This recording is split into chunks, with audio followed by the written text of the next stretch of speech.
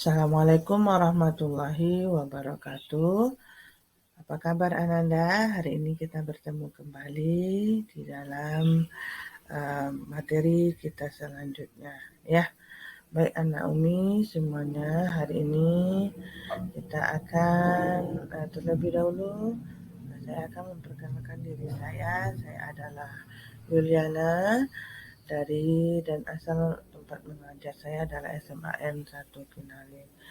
Baik anak-anak ibu semuanya, apa kabarnya hari ini? Semoga kita semua sehat walafiat. Dan hari ini kita akan membahas beberapa materi yang berkaitan dengan ayat yang akan kita baca hari ini. Mari kita baca Al-Quran bersama-sama. A'udzu billahi minasyaitonir rajim. Bismillahirrahmanirrahim. Lahu muqayyibatun min baini yadayhi wa min khalfihi yahfazunahu min amrillah. Innallaha la yughayyiru ma biqaumin hatta yughayyiru ma bi anfusihim. Wa idza aradallahu biqaumin su'an fala maradda lahu wa ma lahum min dunihi min wal.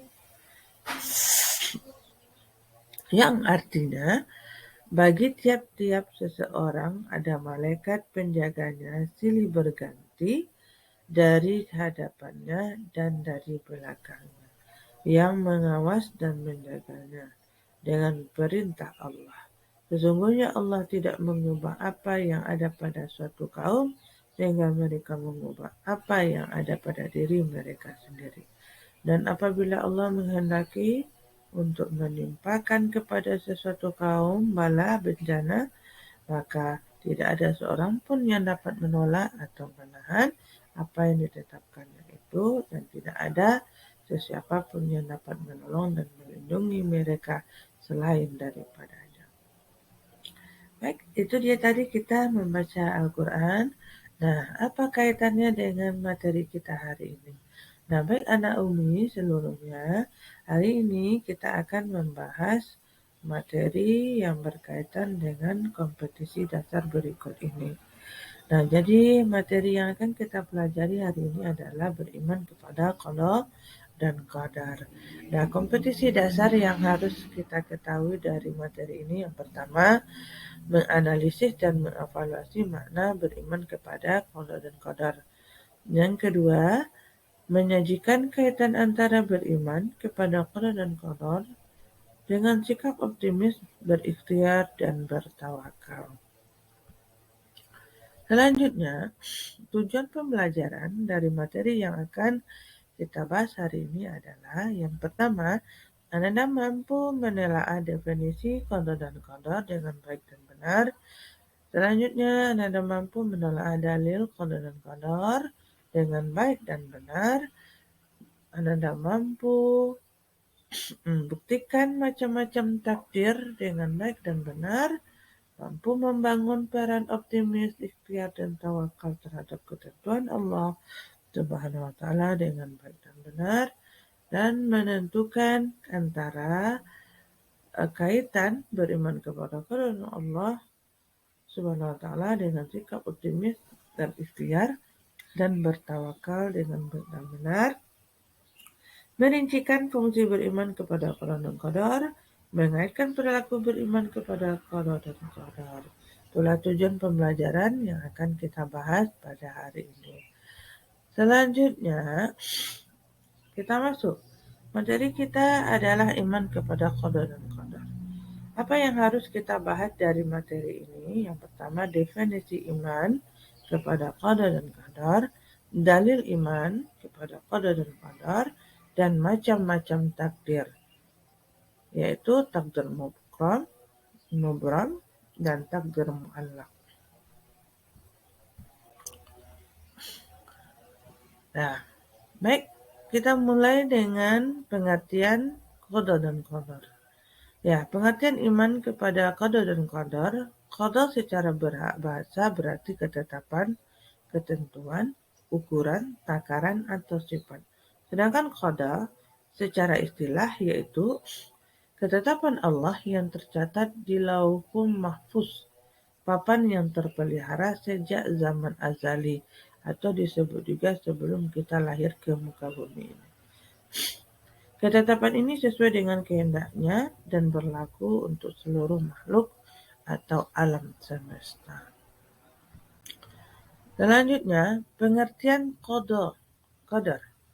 Qadar atau takdir secara bahasa berarti ketetapan yang telah terjadi atau keputusan yang diwujudkan. Qadar atau takdir secara istilah adalah ketetapan atau keputusan Allah yang memiliki sifat maha kuasa atas segala ciptaannya, baik berupa takdir yang baik maupun takdir yang buruk. Selanjutnya, contoh iman kepada qada dan qadar. Ya, iman kepada qada dan qadar yang pertama contohnya adalah kematian. Ya, karena kematian kita tidak ada yang tahu kapan waktunya kita akan mati. Yang kedua, rezeki. Yang ketiga, tentang kelahiran kita. Setiap manusia itu pada ibu kandungnya, ya, dan melahirkan seorang anak. Nah, selanjutnya macam-macam takdir.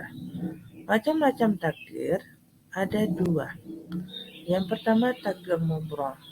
Apa itu takdir mubram? Takdir mubram itu ialah takdir yang ketetapan Allah yang tidak dapat diubah atau tidak dapat diubah oleh siapapun. Ya, jadi contoh dari takdir mubram ini seperti kematian seseorang, jodoh seseorang, rezeki seseorang, itu termasuk salah satu contoh dari takdir mubram. Karena takdir ini merupakan takdir yang tidak bisa diubah sesuai dengan ketetapan Allah sebelum kita lahir ke muka bumi. Takdir yang kedua yaitu takdir mu'allaq. Takdir mu'allaq ini adalah takdir yang masih dapat diubah melalui usaha manusia. Apa contohnya?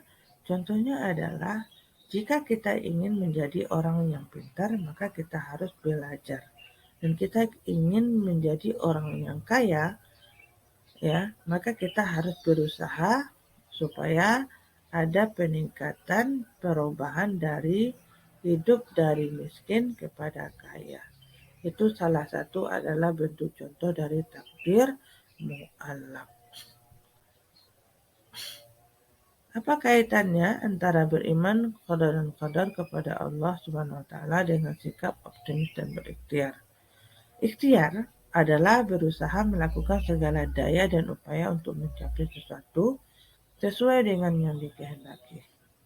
Sedangkan menurut bahasa, ikhtiar itu berarti memilih. Dua pengertian yang berbeda itu tetap mempunyai hubungan yang erat dan merupakan mata rantai yang tidak dapat diputuskan. Selanjutnya, fungsi beriman kepada qada dan qadar dalam kehidupan sehari-hari. Yang pertama, mendorong kemajuan dan kemakmuran. Yang kedua, menghindari sifat sombong. Yang ketiga, melatih berhusnuzan atau berbaik sangka. Yang keempat, melatih kesabaran. Yang kelima, terhindar dari sifat ragu dan penakut. Perilaku yang mencerminkan beriman kepada qada dan qadar adalah 1. Yakin terhadap qada dan qadar bahwa dari Allah Subhanahu wa taala pada hakikatnya qada dan qadar tersebut adalah secara logis atau masuk akal. 2. Pemahaman yang menyeluruh mengenai qada dan qadar akan melahirkan pribadi yang mau bekerja keras dalam meraih sesuatu.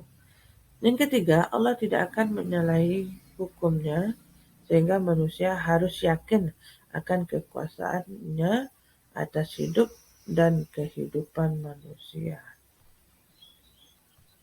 Oke, itulah materi kita hari ini tentang Qada dan qadar, beriman kepada qada dan qadar. Jadi pembahasannya ada 3 yang kita bahas di sini. Yang pertama tadi adalah pengertian dari qada dan qadar itu sendiri. Yang kedua dalil dari qada dan qadar.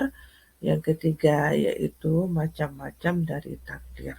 Sekian yang dapat Ibu sampaikan. Kalau ada salah dan janggalnya Ibu mohon maaf. Wabillahi taufiq wal hidayah. Assalamualaikum warahmatullahi wabarakatuh.